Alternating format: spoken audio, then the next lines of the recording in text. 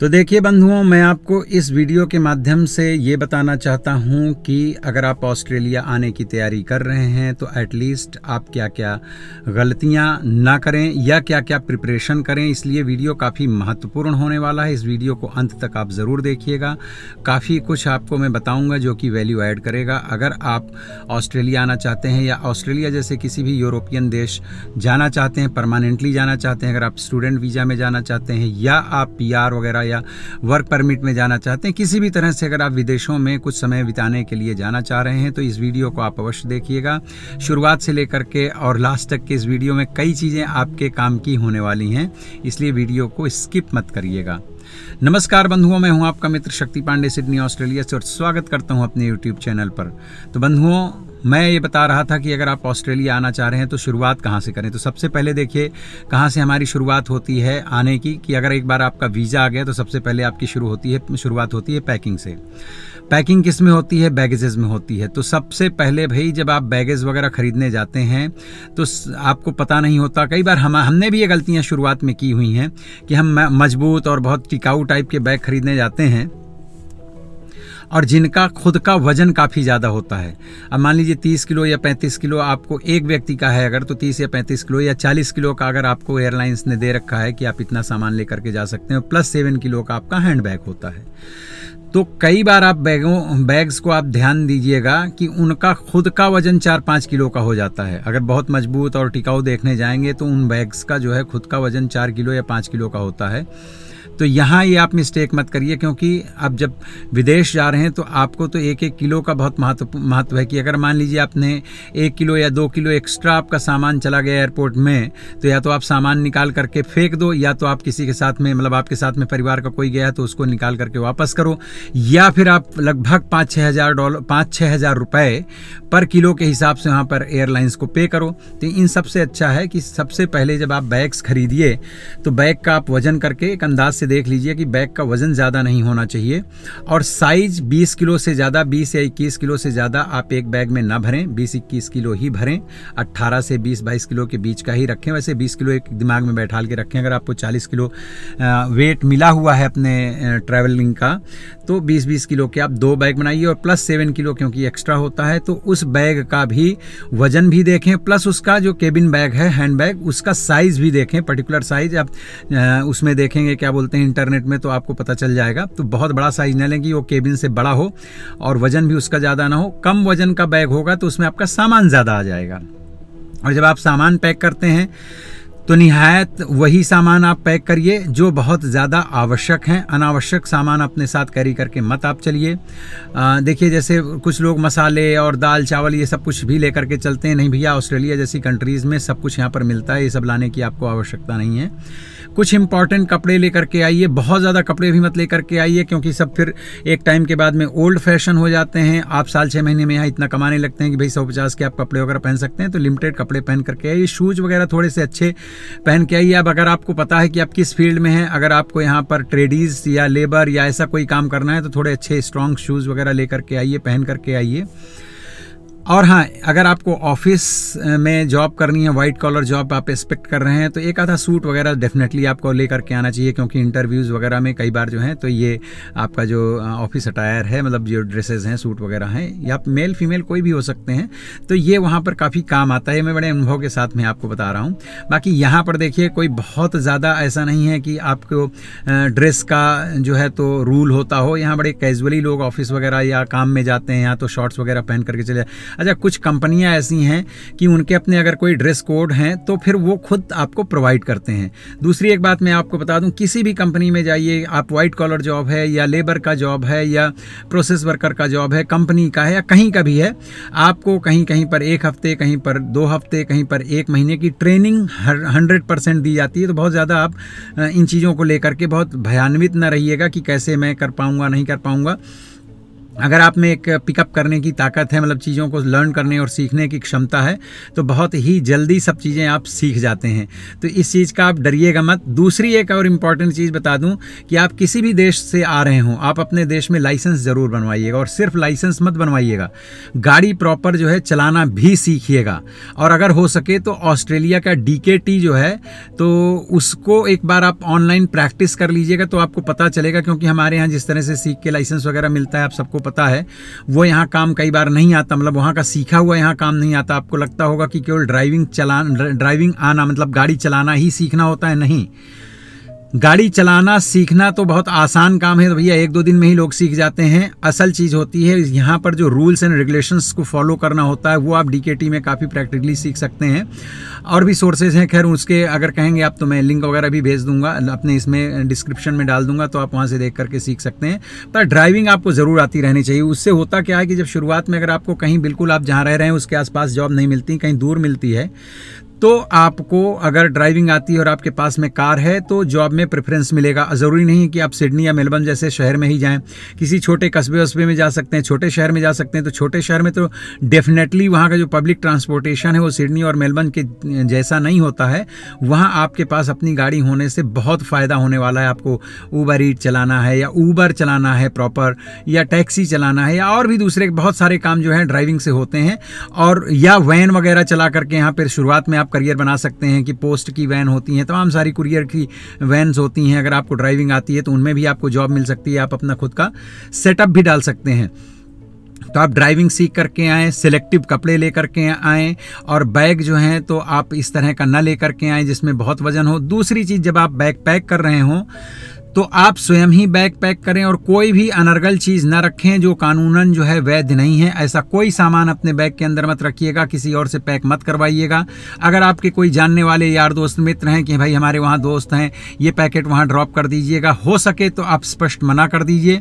अगर आपका कोई बहुत क्लोज है, बहुत ज़्यादा आप उसके बारे में जानते हैं अच्छी तरह से, तो अलग बात है कि फिर आप ले आ सकते हैं। लेकिन मैं ये कहूँगा कि अगर कोई मेडिसिन वगैरह डब्बों वड्बों में पैक करके दे रहा हो तो कई बार पैकिंग कुछ अलग होती है, अंदर कुछ और होते हैं। बहुत सारे हम यहाँ पर केसेस देखते हैं कि किसी के रिश्तेदार ने दिया होता है। कई बार तो लोग जानकारी में भी लेकर के आते हैं, कई बार अनजाने में भी लेकर के आते हैं, और उसके अंदर किसी प्रकार का ड्रग्स पाया जाता है। तो इन सब चीज़ों से बचिए, और कोई ऐसी चीज़ मत लेकर के अपने साथ में आइए जो चीज़ यहाँ पर जो है तो ऑस्ट्रेलिया जैसे देश अपने यहाँ पर लाना अलाउड ना करते हो। अब आपको पता होगा, कुछ समय पहले आपने ये खबर सुनी रही होगी कि हमारे यहाँ के क्रिकेटर्स आए हुए थे ऑस्ट्रेलिया, एयरपोर्ट में उनके जूते फेंकवा दिए गए थे क्योंकि उनकी जूतों में जो है तो मिट्टी लगी हुई थी। अब वो पता नहीं इंडिया की मिट्टी लगी थी या किसी और कंट्री से खेल करके आए थे, वहाँ की मिट्टी लगी हुई थी।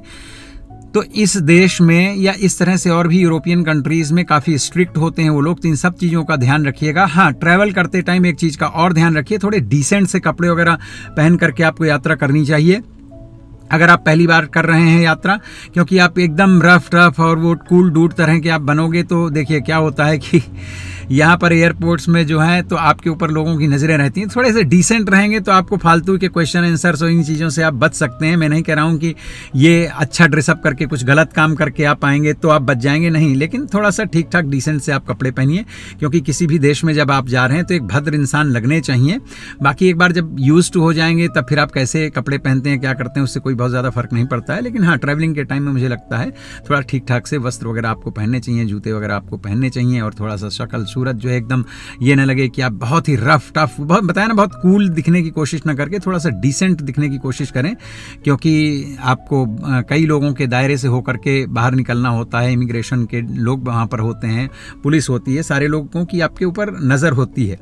तो ये है। और नशे पत्ते की चीज़ें तो एकदम मत लेकर के आइए। लाइक जैसे आपको बहुत सारी सिगरेट्स वगैरह लेकर के आना है तो उनकी जो लिमिट है आप भाई 1-2 डब्बी की वही लेकर के आइए। किसी और ने मंगाया है तो एकदम मत लेकर के जाइए, पता चला आप फर्स्ट टाइम ट्रैवल कर रहे हैं और आपको ही उसकी वजह से ट्रबल हो जाएगा। तो इन चीज़ों को आप इन चीज़ों से बचिए।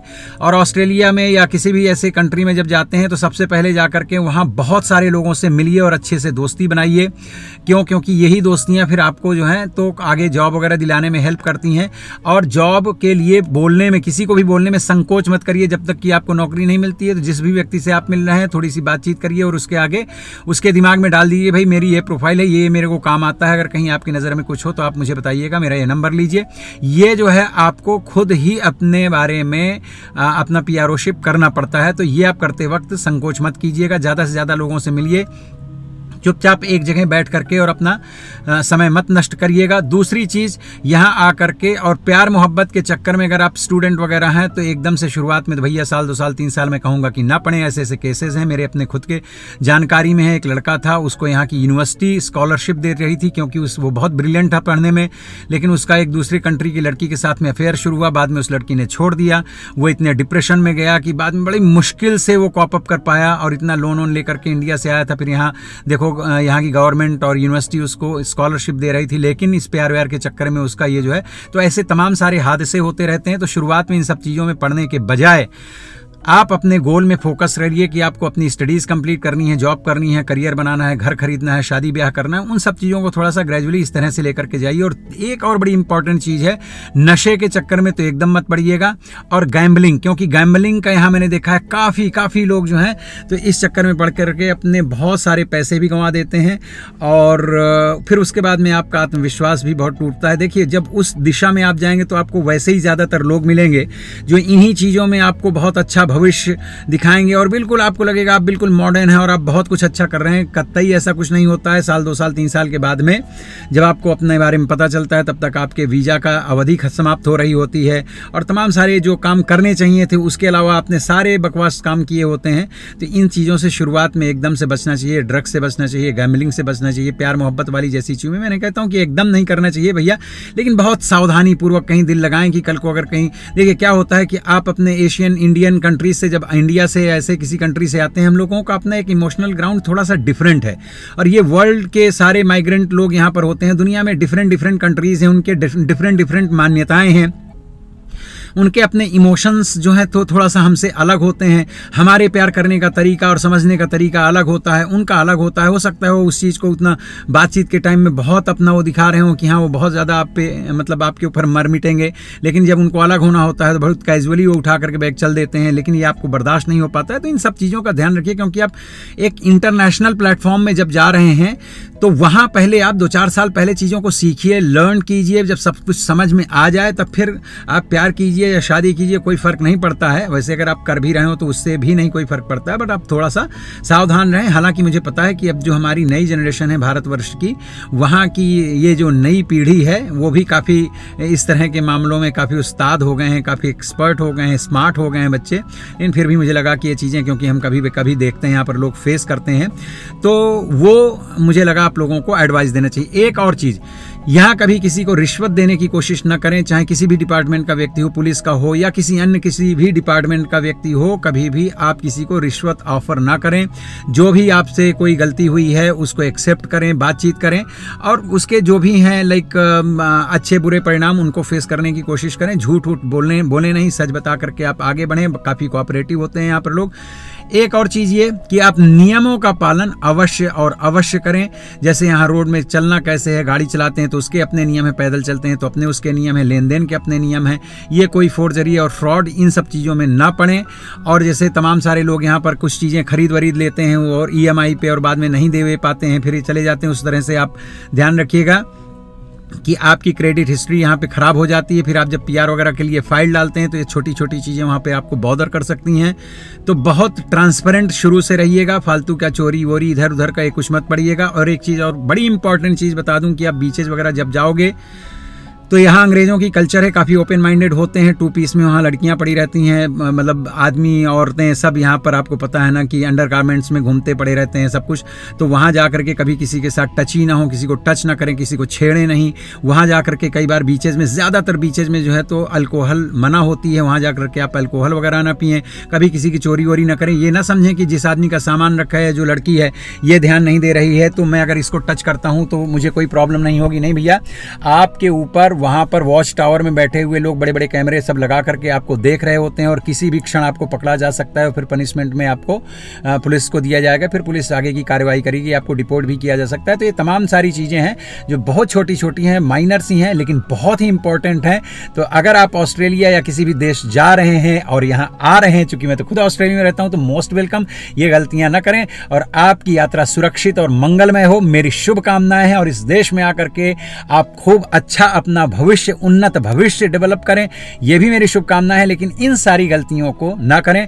और अगर आपको लगता हो कि आने वाले नए आगंतुकों को ये गलतियां भी नहीं करनी चाहिए जो कि आपके दिमाग में हो, तो कमेंट सेक्शन में जाकर के लिखिए और मुझे भी बताइए, एनलाइटन कीजिए। और मेरे ऑडियंस को, मेरे अपने जो दर्शक हैं, मेरे जो सब्सक्राइबर्स हैं, व्यूवर्स हैं, उनको भी आपके कमेंट पढ़ करके और आपके उस नॉलेज से और उस एक्सपीरियंस से लोगों को भी पता चलेगा। तो इस तरह से अगर आप कुछ करके मेरी हेल्प कर सकते हैं तो ज़रूर कीजिएगा। और अगर वीडियो अच्छा लगा हो तो चैनल को सब्सक्राइब कर लीजिए, वीडियो को लाइक ज़रूर कीजिएगा और कमेंट करके बताइएगा कि आपको ये वीडियो कैसा लगा। Everyone, as all of you know, I am a practicing accountant and registered tax agent, and this is especially for whoever is watching, especially in Australia. Please contact me for any services in relation to your tax matters. You can call me on these numbers. और मित्रों, ये video अभी यहाँ पर ख़त्म नहीं हुआ है, अभी मेरा एक व्लॉगिंग का अंश है, उसको भी आप अवश्य देखिएगा और एंजॉय कीजिएगा, क्योंकि ऑस्ट्रेलिया के तमाम सारे शेड्स में दिखाता रहता हूँ, लोकेशंस दिखाता रहता हूँ। तो वीडियो का छोटा सा पार्ट बचा हुआ है इसी वीडियो में, तो वीडियो को अंत तक देखेंगे तो आपको मेरा व्लॉगिंग वाला पार्ट भी देखने को मिल जाएगा। मित्रों, इस वक्त हम आए हुए हैं कैब्रामाटा। ये हमारे घर से 12 किलोमीटर दूर है और हमारे घर और लिवरपूल के बीच में है, मतलब बहुत दूर नहीं है, नज़दीक ही है। और यहाँ पे चाइनीज़ बहुत ज़्यादा हैं और बहुत अच्छी मार्केट है, काफ़ी अच्छा लगा हमें। बस यहाँ की एक ही समस्या ये है कि पार्किंग नहीं है, बड़ी मुश्किल से मिल गई है, लेकिन सिर्फ आधे घंटे की है। और हाय तो सिर्फ आधे घंटे की पार्किंग है। तो अब देखते हैं, अगर यहाँ कोई फाइन वाइन लगाने वाला आ गया तो दिक्कत हो जाएगी, नहीं फिर बीच में मेरे को उठ करके आना पड़ेगा। बहुत बढ़िया मार्केट लग रही मुझे, लाइक बिल्कुल ऐसा लग रहा है कि जैसे आप इंडिया की किसी पॉश एरिया की मार्केट हो। कि हमारे यहाँ तो जो मार्केट एरिया वगैरह होते हैं फिर बहुत ज़्यादा कंजेस्टेड और ये हो जाते हैं, पर यहाँ ऐसा कुछ नहीं है, साफ़ सुथरी बढ़िया सी मार्केट है। तो ये तो था, चलो यहाँ का भी एक इंट्रोडक्शन कैब्रामाटा का। काफ़ी अच्छा, पैरामाटा, कैब्रामाटा, ये सब एक जैसा साउंड होता है। मुझे हंसी क्यों आ रही है पता है आपको? क्योंकि मैं शर्ट्स वगैरह आपने देखा होगा जनरली पहनता नहीं हूँ, और ये है नहीं, लेकिन रखी बहुत दिन से थी। आज इसको वो सब निकाल करके अंदर का एक पैक्ट रखी हुई थी, पहना है तो अजीब से लग रहा है मुझे। टी शर्ट पहनने में बहुत कंफर्टेबल फील करता हूँ। एनीवेज, तो मैं आपको बताने वाला हूँ, कई लोगों ने मुझे जो है तो ये इंक्वायरी की थी, लाइक कमेंट करके पूछा था कि यहाँ पे ऑस्ट्रेलिया में लॉकर सिस्टम कैसा होता है, जो बैंक में लॉकर्स होते हैं जहाँ आप अपने सामान वगैरह रखते हैं। तो मैं उसके बारे में आपको थोड़ा सा बता दूं कि यहाँ पे जो लॉकर सिस्टम है, जैसे इंडिया में होते हैं 19-20, वैसे ही यहाँ पर भी है कि आपको सबसे पहले तो देखना पड़ेगा कि कौन से बैंक्स में लॉकर्स हैं या नहीं है, क्योंकि सभी बैंक्स जो हैं लॉकर्स प्रोवाइड नहीं करते। कुछ बैंकों के पास में लॉकर्स हैं, लेकिन ऑलरेडी वो सब फुल हैं, क्योंकि ये है सिडनी में जो है इतनी ज़्यादा, क्या बोलें, सिडनी में बहुत ज़्यादा लॉकर्स अवेलेबल नहीं है बैंकों के पास में। तो आप उनकी सबसे पहले वेबसाइट पे जब आप जाएंगे तो जाकर के आपको पता चलेगा कि कौन सी ब्रांच में उनके लॉकर अवेलेबल हैं। वैसे मैं बता दूं कि पैरामाटा में तो कहीं पर भी नहीं है। हाँ, ये बाकी दूसरे सबब्स में है और सिटी में भी मिल जाएंगे अगर आप कोशिश करेंगे। कुछ बैंकों ने तो एकदम स्ट्रिक्टली मना कर दिया है कि हमारे पास नहीं है। तो उसके लिए पात्रता क्या होनी चाहिए? अगर आपको बैंक में लॉकर लेना है तो सबसे पहले तो आपका अकाउंट होना चाहिए बैंक के अंदर। अगर किसी बैंक में लॉकर अवेलेबल है और आपका उसमें अकाउंट भी है तब तो इजी हो जाएगा। अगर नहीं है तो सबसे पहले जा कर के आपको अकाउंट खोलना पड़ेगा। अगर आप अपने 2 लोगों के नाम में लेना चाहते हैं तो ज्वाइंट अगर आप लेना चाहते हैं लॉकर, तो उसमें फिर आपका और आपकी पत्नी का, दोनों का जो है तो अकाउंट होना चाहिए, अलग अलग हो या फिर आपका ज्वाइंट अकाउंट हो। तो ये तो पात्रता है उसमें। और प्लस यहाँ पे लॉकर्स के अपने साइज़ होते हैं, छोटा, बड़ा, मीडियम। यहाँ के लॉकर्स में आप क्या नहीं रख सकते हैं स्ट्रिक्टली आपको बोला जाता है, और आपको उन चीज़ों को यहाँ पर फॉलो भी करना पड़ता है कि आप कोई किसी प्रकार का ड्रग्स नहीं रख सकते हैं, आप किसी प्रकार के वेपन्स नहीं रख सकते हैं, आप किसी भी प्रकार का लिक्विड कैश नहीं रख सकते हैं, और खाने पीने की चीज़ें भी नहीं रख सकते हैं। यस, ये तो मेरी बैंक में बात हुई थी तो उन्होंने बोला था, शायद कोई कर रखता होगा ड्राई फ्रूट्स या और कुछ होता है ना, तमाम कंट्रीज़ के अपने ट्रेडिशनल कोई फूड्स वगैरह होंगे तो शायद लोग रख देते हों। तो ऐसी चीज़ें इसमें नहीं रख सकते हैं। आप क्या रख सकते हैं, तो आप इम्पोर्टेंट पेपर्स रख सकते हैं, गोल्ड रख सकते हैं, ज्वेलरी रख सकते हैं, या इस तरह की कोई चीज़ हो तो लाइन में लगना पड़ेगा पानी। हाँ, तो इस तरह की चीज़ें आप रख सकते हैं, क्योंकि ये आधा घंटे की पार्किंग है। और भैया काउंसिल वाले आते हैं तो एकदम से आपका काट देते हैं लंबा वाला फ़ाइन। तो लॉकर के जो चार्जेस हैं ईयरली, तो जो सबसे छोटा वाला है उसके हैं $385 ईयरली, और जो मीडियम साइज़ का है उसके चार्जर बोल रहा हूँ, उसके चार्जेस हैं 486। और जो सबसे बड़ा वाला है इनके पास में, उसका है कुछ $675 मतलब $675 सबसे बड़े वाले के लिए। ये पहली बार हमने इस तरह से देखा है ऑस्ट्रेलिया में कि दुकानों के सामने ये इस तरह से वेजिटेबल की दुकानें लगी हुई हैं। और यहाँ देखो अमरूद वगैरह भी बेच रहे हैं। और वैसे ये पूरा जो है चाइनीज़ एरिया है, और यहाँ पर वियतनामी भी हैं, चाइनीज़ भी हैं, मलेशियंस भी हैं, बट ज़्यादा जो संख्या है वो चाइनीज़ लोगों की है। और देखिए यहाँ काफ़ी भीड़ भाड़ इकट्ठी होने शुरू हो गई है, फुटपाथ में चलना काफ़ी मुश्किल हो रहा है। ये है देखिए ऑस्ट्रेलिया के अलग अलग रंग, और उनमें से ये एक, क्योंकि यहाँ पे इनका जो नॉन वेजिटेरियन खाना पीना होता है वो काफ़ी उसकी जो है तो स्मेल आ रही थी 2-4 दुकानों के सामने से जब गुजरे। अभी इस जगह तो ओके सी है। ये आकाश जी, हम लोग कहाँ पे आए हुए हैं? क्या नाम है रेस्टोरेंट का?